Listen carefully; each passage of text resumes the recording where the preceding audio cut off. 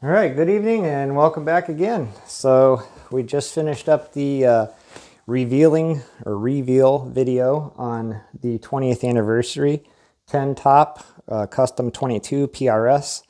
That is Matt's, and we just kind of quickly went over Kevin's Les Paul again. If you guys are interested in that, it's already up for sale on Reverb.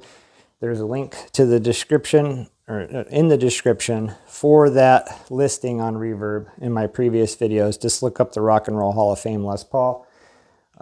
We do not have the PRS listed yet. We're going to do another listing video on that after I learn some more about it. And I got to talk to Matt a little bit about the guitar. But right here, this has been a long waiting guitar. So in the link to this, in the description, I can't even speak right now. It's late. I had a long day. In the description, I will put a link for the first video of this guitar. I purchased this guitar brand spanking new. It was new used, but I mean, it was absolutely flawless. There's a long story behind it. After I purchased it, I sold it on Reverb. It took an airplane ride, and it got a tiniest little itty bitty finish check from the three-way switch, about that long. The guy had it about 3 weeks. I think he had buyer's remorse. He asked if he could return, or he wanted money back is what it was. And I told him, nah, I'm not going to play that game. If you really don't want it, send it back to me and I'll just refund you. Well, that's what he did. So after that, I decided, well, I'm going to gut this thing down and I'm going to take it down to Lay's and have a third pickup routed in it. Then I brought it home and I started to relic it, and I didn't like where it was going. So I took it back down to Lay's. Let's see here. I took it back down to them. What was the date? The date right here. I covered up this because there's personal information on here that I wasn't trying to reveal. But I think I covered the date. No. Where is the date on this one? Oh, okay. It's right here. So I took this down on 8/24 of 21. On 11/4, I went down because supposedly it was supposed to be done. 11/4 of 22. That's over a year later. So from 8/24 of 21 to 11/4 of 22. It was supposedly done. I went down there to pick it up. I paid for it in full, $765.40 for the finish work and stuff that I had done to it in the assembly.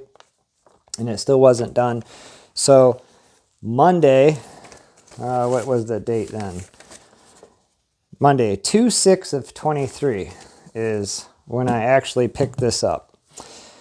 So it's been a very long time coming, waiting for this guitar to be done. And it's time to finally reveal this guitar. So I'm gonna go ahead and just put this over here and grab this neck rest. So I went nutty fruitcake with this guitar. Like I said, I started off with a new one.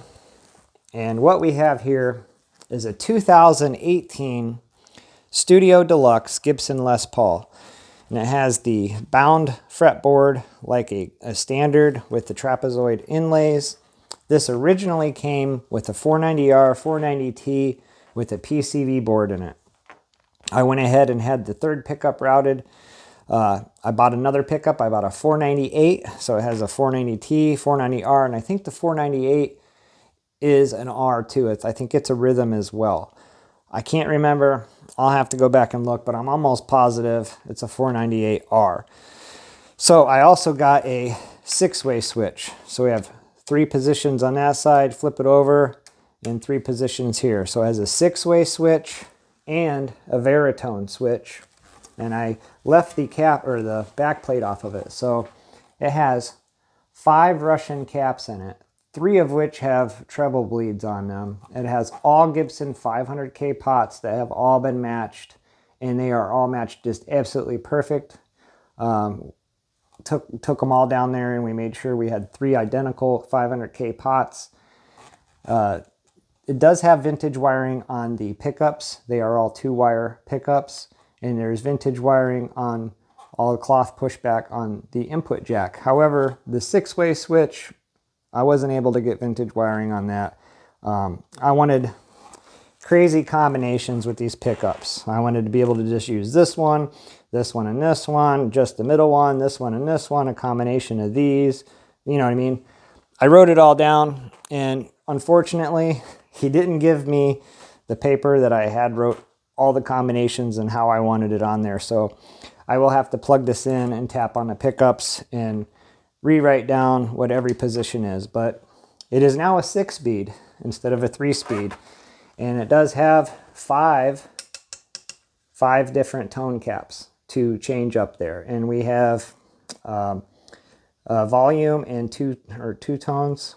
I can't remember how he did that. Again, he didn't give me the paper that I had wrote all the stuff down on, and it's been a long time since I dropped it off. But after I had routed the 3rd pickup in it and I brought it home, I stuck this thing outside in negative 10-degree weather, and I brought it in, set it by the fireplace or the wood burner, and it got a few finish checks. Wasn't really that happy with it.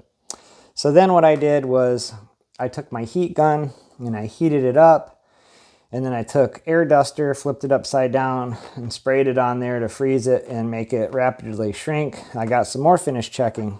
However, he said in 2018 they had put so much plasticizer in the nitro finish on these that they were really hard to check. So I took it down there and I had them do a lot more finish checking to it, and I had them put a vintage clear on here. So that turned the silver to a green like you would see on a real vintage Les Paul Silver Burst. I'm not sure if I made the right decision on that or not.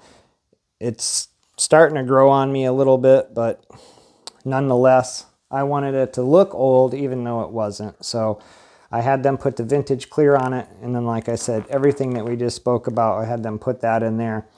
I did have them go around on the edges and stuff and kind of put some wear throughs, little nicks and dings. They finish checked the back of it there. Got a few little dings around the edge. Just made it look like it was used and loved, but not too over the top. You can see there on the headstock, there's a few little chips here and there on the edges. Nice finish checking on it. The front of the headstock is finish checked. So yeah, I've been waiting a long time to get this guitar back. And I had a lot of people asking about it, and like you can see, the time had just kind of clicked and clicked and clicked. And I think the main reason it took so long for this guitar is because I had such a complicated wiring scheme that I wanted in this. And I wanted this to be over the top. I think with 3 pickups, a 6-way switch, 5 different tone caps, and 500K pots, this thing should be just a ridiculous guitar. So the guitar player at church, Matt, he's the one that owns the PRS here. He also has an ESP Les Paul style guitar, and I'm not quite sure exactly what it does, but I think it has sustainers or something like that in it and a bunch of other different features that are similar to this. So I'm going to give this to him to play for a little bit. I'm also going to let my dad kick the tires on it and try it out. And I hope they don't scratch it. Yeah? No, I'm joking. A little bit of buckle rash wouldn't hurt this any. So yeah, I'm going to have a couple people check this out and give me their opinion, tell me what they think of it. I will try to do some videos of somebody playing this. I'm not going to do it because I'm not good enough to embarrass myself on camera. So eventually someday I will get to learn how to play good enough and feel confident enough to play in front of you guys. But for right now, I think the best you're going to get is my second Zakk Wylde guitar. I played just a couple chords before I walked around and revealed that guitar. But yeah, so this has been a long time in the making, and I finally got it back. And I also thought about using this as one of my giveaways on the show. Not sure where we're going to go with this. I might do something else later down the road. not quite sure. But this is officially my first lathe build. My dad has one over here. He has two guitars here. He has, on this rack, he has a Gibson Classic Gold Top, and he has this one here. So this is a lathe build. So you can see what one that is done nicely looks like compared to a relic version. So this one is done in a polyurethane finish, and this is a copper color. Looks like Corvette orange in my opinion, but nonetheless, this is a lathe studio that they had built with the Fishman active pickups and stuff. So right now, officially, we have 2 lathe builds here in the shop. The other ones that I've had done are already sold because I've done like 4 other refinish jobs through lathes, but I no longer own them. So we have 2 again, and I dropped off the other 2, the 2017 Gibson Les Paul Tribute Gold Top and the 2019 Gibson Les Paul Tribute Tobacco Burst. If you guys are watching for the first time, you check out my very recent videos. I let the subscribers pick the colors. They had a whole suggestion of colors here. I'll just go ahead and show you the board again real quick. So I'm going to leave these on here until the guitar comes back, because we did pick one of the subscriber suggestions here. So you'll have to stay tuned for that. When we get them back, we will do a reveal of that, and we will have 4 lathe guitars here, but those 2 are not coming back completed. They're just getting a full refinish from top to bottom, front and back, side to side. And when they come back, then we're going to build them right here on the show. All the pickups, hardware, everything. On the subscribers build, you guys are picking. On the Gold Top, I'm picking. So stay tuned for that. I'm not sure exactly how long that's going to take them to do it, but they are going down to the lathe Loft factory, which is in North Canton, Ohio. I have yet to get there, and it's been well over a year since they've opened that place up. So while those guitars are down there, I'm going to make it a point to get down to their factory, and we will check out the process of refinishes, and we will also check out the process of their complete builds, because they have their own brand of guitars, the Lathe brand, and they also do some finish work for Hofner. So we're going to see all kinds of guitars in all different forms from start to finish, builds and refinishes. So I will be getting down there to do that. Pops and I will be making a special trip just for that, and we will check up on those 2 guitars we're having refinished. Probably won't post them because that'll give away what they look like, but we will save that part of the videos for a later date. But we'll definitely post the video of the shop and everything that they're doing in there. They have a like conveyor belt that goes around, and they have tons of guitars hanging on them. So maybe I'll do a shot of the guitars kind of secretly hanging in there or something, and see if somebody notices them. But nonetheless, the 2018 Gibson Les Paul Studio Deluxe is back, and it is finally complete and finished and done. I do have a clear back plate for this. So again, like I said, I got this like brand spanking new. There's the warranty card for it. Truss rod wrench, the Gibson wiping cloth. Oop. There is, I'm going to put a clear cover on, well, it's tinted, but I'm going to put a clear one over this so you can see the 6-way switch, because that's actually pretty cool to see there. Oh, here is the, I was holding it. I got a clear tinted back plate too to put on here, so you can see all the caps and wiring and all the crazy stuff going on in there. But there is the COA to it and the owner's manual. So just a couple more things here to do to button this up, and I will polish it because you can see the smudges and stuff on it from just quickly wiping it off. But yeah, so there it is, all done. 3 pickups, Veritone switch with 5 different caps, 6-way switch.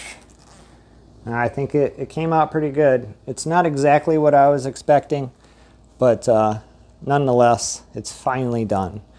So, like I said, we'll get somebody to play that for us and go through all 6 gears on it and the different caps, tone caps, and just see how this thing rocks. But I'm going to let a couple people play it first, get used to it, and then see who wants to do the due diligence of sitting down here and rocking out for us. So that is a great thing. I finally got it back. I've been waiting a long time for this. Got a lot of money invested in it.